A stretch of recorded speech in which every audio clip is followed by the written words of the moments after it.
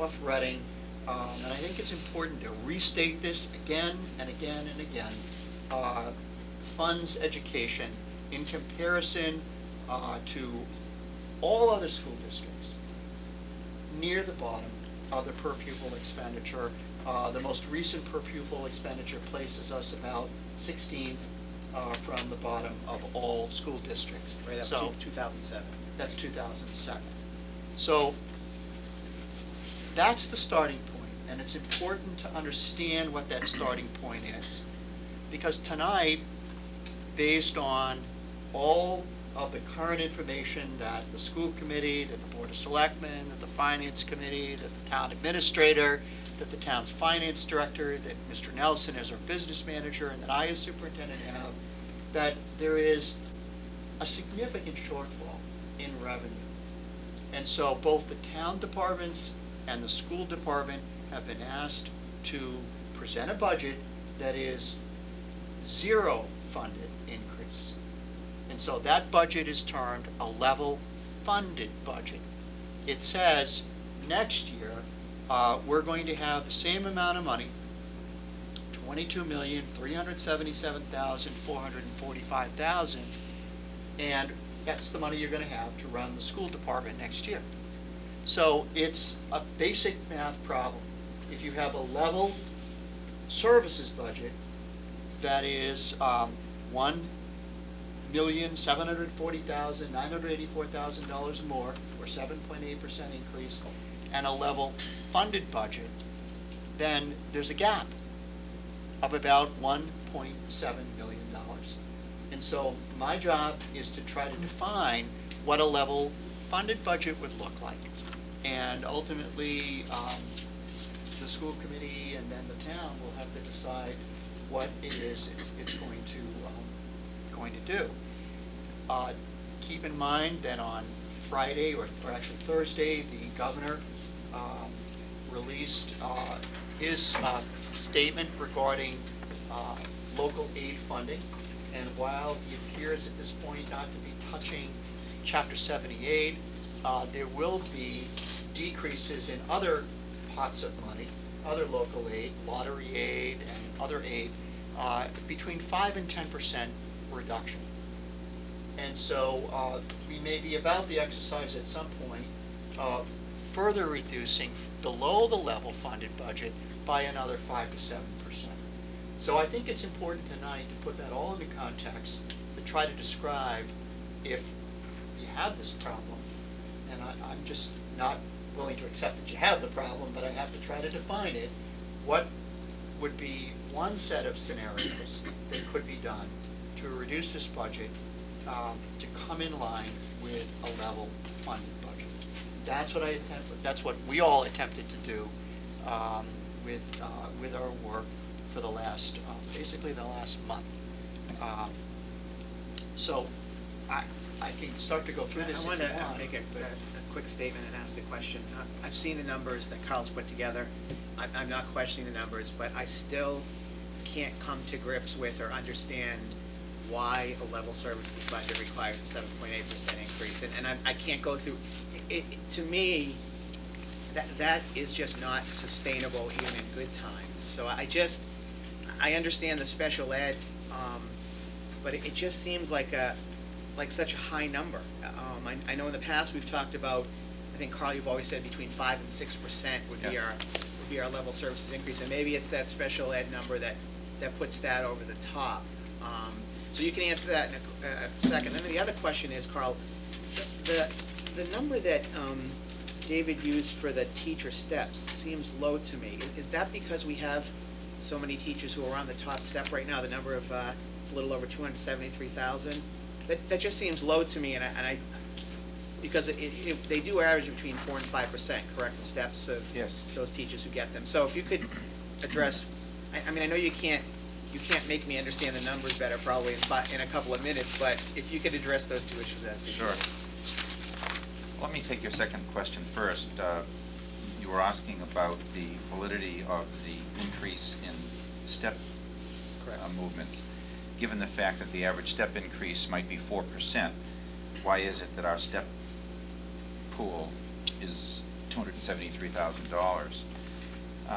About 1/2 of our faculty are on the top step. Okay.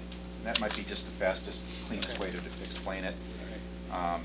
And I can reference the page and go into that in more detail if you'd like, No, but I think that's the best. That makes sense. So in a kind of strange sort of way, that decreases the step costs by about half. Okay. 4% is the assumption, and half of the people are Right. not getting anything or very little. It brings that down. So, so that's, I believe, good answer there. As to your other question, I know I have frequently said that a level services budget is going to increase in that 5 to 6% range. And I've tried to add caveats to that. The caveats being with no unexpected expenses. What I tried to do, and I won't go, I'll try to answer it in more philosophical terms maybe, yeah. The primary budget drivers this year are in descending order: salaries, special education, and utilities. If you take our negotiated salaries, add to that an anticipated salary increase for those who do not have a collectively bargained contract, and in executive session we've discussed what the proposed numbers might be, that amounts to $1.3 million. Okay. Right there. Yes, we can back off on some of the negotiated contract numbers if that's something we want to do. But again, if we understand and accept the principle of what a level services budget is, level services is to take what you have and move it forward. And level services does not, a level services budget by its own definition does not intend to make those cuts at that stage. That happens later in the process. So Carl, that's 1.3 million, and our total salaries for all employee groups is about just what? short of 20 million. Okay. Okay, so that's it. It's about, then there's your 1.3 million, 20 million. I'm trying to get what percentage that is. Well, if the 6%, a little over 6%, right? I'm not sure what you were doing there. So the percentage of that number is a little over 6% of total salary. Yes, it is. Right. Thank you. If the total increase, if the total increase from FY09 to the FY10 level services budget is 1.7 million, almost 1.3 million has been explained right there by the salaries, and that constitutes I'm throwing a lot of numbers out here, but that constitutes 73% of the increase. Now, in fairly detailed conversations with Chris Danjou from Special Education, we've identified that our second biggest increase next year is in special education. And I think it's fair to say that the increases we're seeing in FY10 are unusually high. Chris would be the first person to tell you that in FY7 and FY08, we were able to almost provide special education services on a level funded basis. And that was through a lot of hard work. But when you explore the demographics of the special ed student population that we know we will have in FY10, and as I said, we've done it on a student-by-student basis, we are projecting just short of a $300,000 increase in SPED. So when you add those two numbers together, the SPED increases and the salary increases, you're at 90%. You've explained 90% of the increase. Okay. In utilities, I know we've talked that right now oil prices are lower, gas prices are much lower, so you can fool around with those, but yet you still get your electricity bill, and it's twice what it was last year for much less usage. So it's hard to predict where those are going to end up anyway. An interesting point about that: we have a little monthly report of kilowatt usage amongst the schools. And interestingly enough, even those schools that are reducing kilowatt consumption by 15–20% are still seeing increases in the bill. Tremendous increase. I've seen it at home. I've seen the reduction and tremendous increases in the bill. I'm hoping that we may want to back off a little bit on our heat and utility projected costs for next year. I mean, we'll cross our fingers to do that.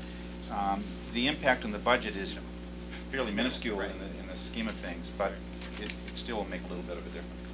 Any other questions before David gets into the overview and recommendations? Okay, David.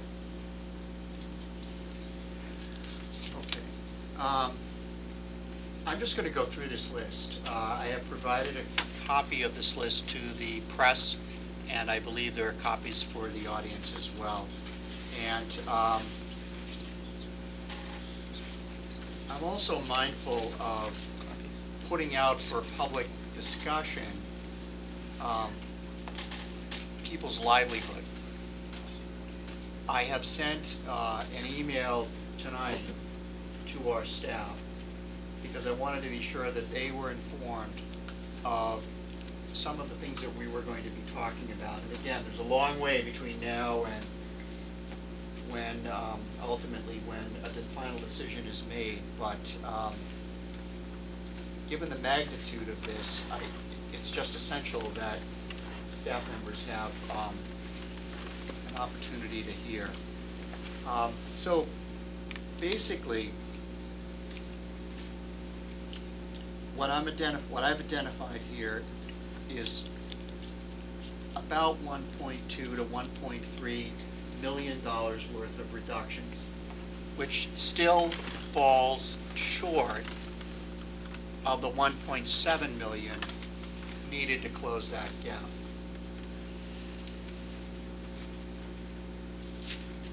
So I'm going to start by going over the non-staff positions, or non-staff reductions first.